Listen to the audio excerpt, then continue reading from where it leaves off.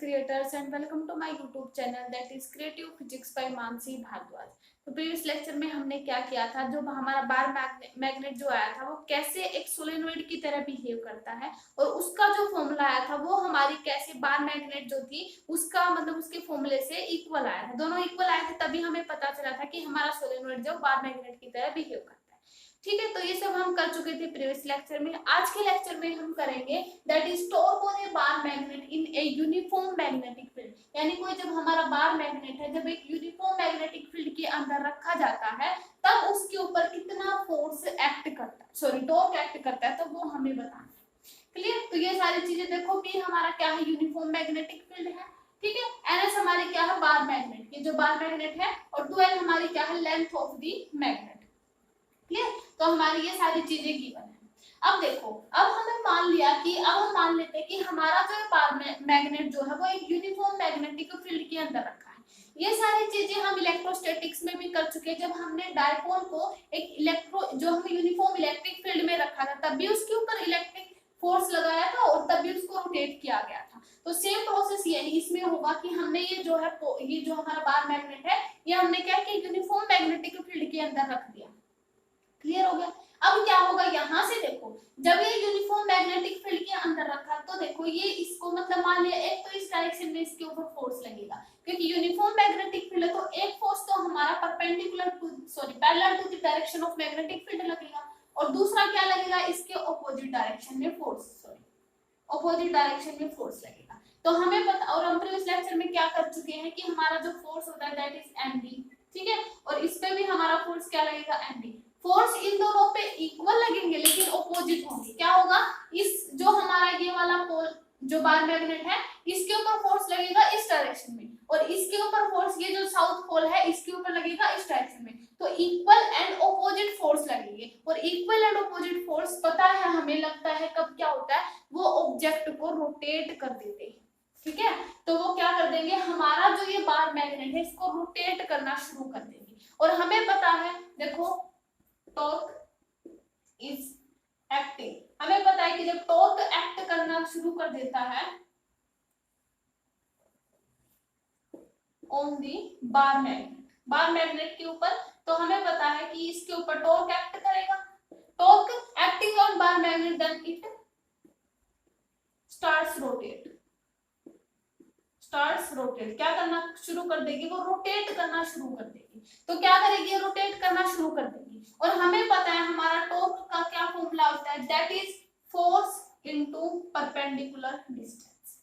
Clear? अब हमें पता है कि टॉर्क जो है, टॉर्क हमारा क्या है, सॉरी फोर्स हमारा क्या है, टॉर्क हमारा फोर्स इनटू परपेंडिकुलर डिस्टेंस होता है ना। फोर्स हमारे इस बार मैग्नेट के ऊपर क्या लगा, इस डायरेक्शन में और इस डायरेक्शन में mb, दोनों इक्वल है लेकिन ऑपोजिट है। तो क्या होगा, फोर्स हमारा क्या होगा, mb। और अब देखो, अब हम बात करते हैं परपेंडिकुलर डिस्टेंस क्या बनेगी। हमें पता है कि परपेंडिकुलर डिस्टेंस क्या आती है, देखो दो, जब हमने इलेक्ट्रोस्टैटिक्स में किया था, दो पोल के बीच की परपेंडिकुलर डिस्टेंस, सॉरी दो जो हमने जो ये लिए थे ना चार्जेस, अब इसमें पोल लेंगे। ठीक है, तो दो पोल की, मान लिया कि ये वाली जो थी इस डायरेक्शन में जो फोर्स लग रहा था, मान लिया हमने इस डायरेक्शन में इसको एक्सटेंड कर दिया, फिर हमने क्या किया, इसको इसके साथ मिला दिया, मान लिया ये परपेंडिकुलर डिस्टेंस होगी।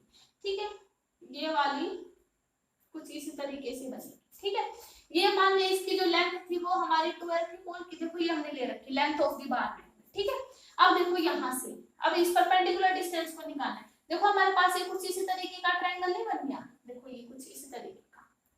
ठीक है, अब इस ट्रायंगल से देखो, अगर मान लिया इस ट्रायंगल को हम इस तरीके से ले, ठीक है, ये हमारा क्या हो जाएगा, परपेंडिकुलर, ये हमारा हाइपोटेन्यूज, ये हमारा बेस जो भी है। ठीक है, अगर मान लिया हमें परपेंडिकुलर डिस्टेंस ये वाली निकालनी है तो पहले हम अगर देखो साइन थीटा को निकाल लें।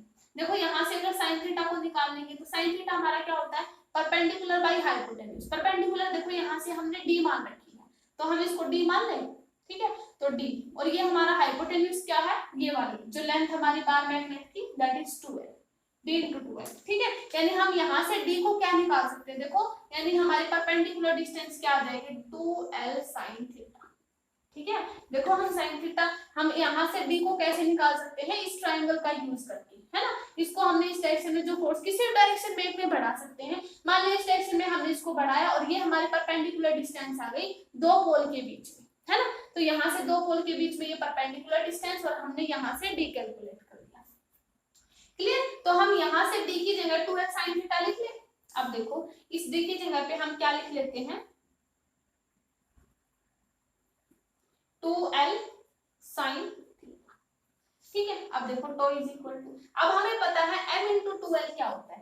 m हमारा क्या होता है जो हमारी पोल स्ट्रेंथ है ना, इसकी पोल स्ट्रेंथ और इसकी पोल स्ट्रेंथ, और 2l हमारी क्या है इनके बीच में जो डिस्टेंस होती है। तो वो हमें क्या दिखाता है पोल स्ट्रेंथ, और product of pole strength and distance between them is represent a magnetic dipole moment that is capital M B sin, where capital M is the magnetic dipole moment। Clear. तो यहाँ से देखो torque क्या करेगा M B, याद है ना torque is equal to M B sine theta, और साइन थीटा अब हमें पता है टॉर्क हमारा क्या है स्केलर वेक्टर क्वांटिटी है। तो वेक्टर क्वांटिटी हम इसको ऐसे लिख सकते हैं एम क्रॉस बी, ऐसे लिख सकते हैं एम क्रॉस। क्लियर। यानी हमारे पास जो जब हम बार मैग्नेट को एक यूनिफॉर्म मैग्नेटिक फील्ड के अंदर रखेंगे तो उसके ऊपर टॉर्क एक्ट करेगा that is M cross B. अब एक और बात आती है हमारी कि हमारा जो टॉर्क है वो m क्रॉस b आया, हम ऐसे भी तो लिख सकते हैं कि हमारा b क्रॉस m हो। अब देखो इनमें से कौन सी बात ट्रू होगी कि m क्रॉस b होगी या b क्रॉस m होगी। अब बात यहाँ पे आती है, अब ये भी तो क्वेश्चन है ना कि m क्रॉस b होगी या b क्रॉस m होगा। अब ये क्वेश्चन देखो कैसे सॉल्व होगा। देखो हमें इसमें एक रिमेम्बरेबल बात है, देखो हम इसको, देखो ये हो गया ना, इसको हम यहाँ पे लिख देते हैं।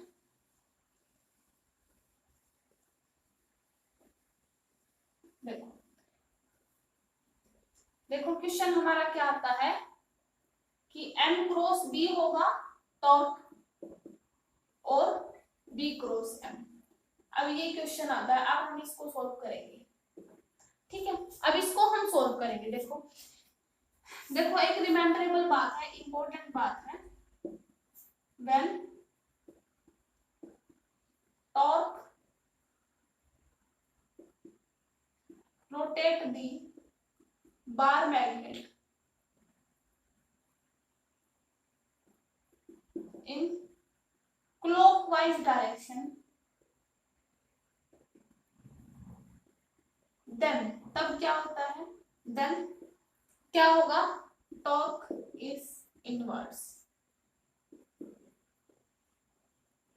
देखो ठीक, ये हमारी जो बात है बहुत ही इंपॉर्टेंट है। देखो यहाँ से क्या आया कि जब टॉर्क जो है बार मैग्नेट को क्लॉकवाइज डायरेक्शन में रखता है तो टॉर्क जो है हमेशा इनवर्स अंदर की साइड लगता है। अब इसी बात को हम ध्यान में रखते हुए ये बात करते हैं कि मान हम ऐसे हम देख रहे थे कि हाँ ये जो पोल को बार मैग्नेट को इस डायरेक्शन में रोटेट कर रही थी, यानी ये हमारी क्लॉकवाइज डायरेक्शन थी।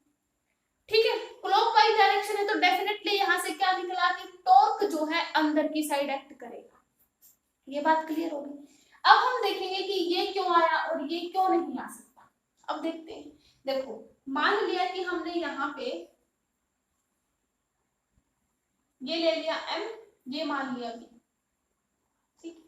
अब देखो मान लिया कि हम जो इसको इसकी जो टॉर्क की जो डायरेक्शन देखेंगे ना वो राइट हैंड स्क्रू रूल से देखेंगे। मान लिया हमने एक स्क्रू लिया, उसको हम b क्रॉस m की यानी इस डायरेक्शन में अगर रोटेट करें, इस डायरेक्शन में, यानी अगर हम इसको इस तरीके से रोटेट करें तो हमें जो वो स्क्रू है वो बाहर की तरफ आता दिखाई देगा, यानी टॉर्क जो है वो आउटवर्ड लगेगा। Torque is outward if this is direction, तो टॉर्क हमारा आउटवर्ड होगा।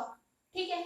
यानी ये वाली कंडीशन तो फेल हो गई, यानी टॉर्क हमारा इनवर्स तो है नहीं ना, ये तो इसको क्लॉकवाइज कर रहा है, क्लॉकवाइज है तो इनवर्स है, यानी ये वाली कंडीशन यहाँ पे फेल हो गई।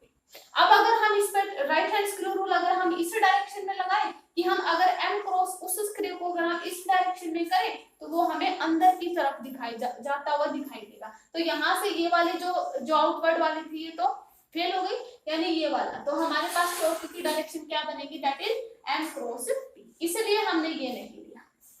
क्लियर। तो ये ऐसे हो जाएगा। तो हमने अब क्या निकाला है कि जो टॉर्क आया एक यूनिफॉर्म बार मैग्नेट के अंदर रखेंगे, बार मैग्नेट को यूनिफॉर्म मैग्नेटिक फील्ड के अंदर रखेंगे ना तो उसके ऊपर कितना टॉर्क एक्ट करता है।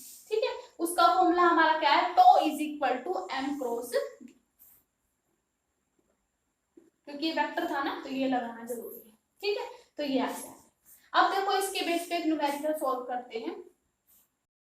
देखो ये हमारा न्यूमेरिकल है, इसके बेस पे जो हमने फॉर्मूला निकाला था ना, that is M B sine theta, है ना, ये जो फॉर्मूला निकाला था। अब इसके बेस पे देखो क्या है कि एक मैग्नेट को हमने सस्पेंडेड किया horizontally and perpendicular to earth field. देखो यहाँ पे एंगल दे दिया है ये वाला, क्योंकि परपेंडिकुलर हॉरिजॉन्टली दिया है। एक्सपीरियंस है टॉर्क, तो हमारा कितना 3 × 10⁻⁴ newton metre. What is the magnetic moment? Magnetic moment निकालना है, जो मैग्नेट है अर्थ का, magnetic moment of magnet, horizontal component of earth magnetic field at the place is, यानी मैग्नेटिक फील्ड हमें इतना गिवन है। देखो सारी चीजें हम लिख लेते हैं। टॉर्क हमारे पास कितना है 3 × 10⁻⁴ न्यूटन मीटर, ठीक है। मैग्नेटिक फील्ड हमारे पास कितना गिवन है 0.4 × 10⁻⁴ टेस्ला, क्लियर। यहाँ से ये है। अब देखो यहाँ से अब ये फॉर्मूला, क्योंकि थीटा हमारे पास 90 डिग्री है, क्योंकि horizontally perpendicular to earth field दिया है, तो यहाँ से निकाल ले। मैग्नेटिक मोमेंट हमें निकालना है, तो देखो इस फॉर्मूले से हमारे पास क्या आ जाएगा टॉ, और नीचे क्या आ जाएगा बी साइन थीटा, ठीक है। तो मैग्नेटिक डायपोल मोमेंट हमारा अगर टॉ है, टॉ को हम क्या लिखेंगे, टॉ हमारी क्या है 3 × 10⁻⁴ कितना है -4, ठीक है। बी की वैल्यू हमारे पास कितनी है 0.4 × 10⁻⁴, है ना। ये वाली कैंसिल होगी, इसको जब हम सोल्व करेंगे तो ये कितना आ जाएगा 5। और मैग्नेटिक डायपोल मोमेंट की यूनिट क्या होती है एम्पियर मीटर स्क्वायर, है ना। इसका हमने फॉर्मूला देखा था ना, m = I × जो a होता है ना, तो I × a एम्पियर और एरिया का मीटर स्क्वायर, ठीक है। तो वहां से ये यूनिट आई है। तो मैग्नेटिक डायपोल मोमेंट हमारा कितना आ गया 7.5 एम्पियर मीटर स्क्वायर, ठीक है। तो हमने आज के लेक्चर में क्या देखा कि हमने टॉर्क को जब हमने बार मैग्नेट को एक यूनिफॉर्म मैग्नेटिक फील्ड के अंदर रखा, तो उसके ऊपर कितना टॉर्क एक्ट करेगा ये हमने कैलकुलेट किया, और हमारा क्या फॉर्मूला आया था, that is tau = m × b, m b cosine theta, अगर इसको वेक्टर फॉर्म में लिखेंगे तो m × b, ठीक है। तो आज के लेक्चर में इतना ही। नेक्स्ट लेक्चर में हम करेंगे कि कितनी पोटेंशियल एनर्जी होगी जब हम एक बार मैग्नेट को यूनिफॉर्म मैग्नेटिक फील्ड के अंदर रखते हैं, ठीक है। तो वीडियो को लाइक करें, शेयर करें एंड चैनल को सब्सक्राइब करें। ओके।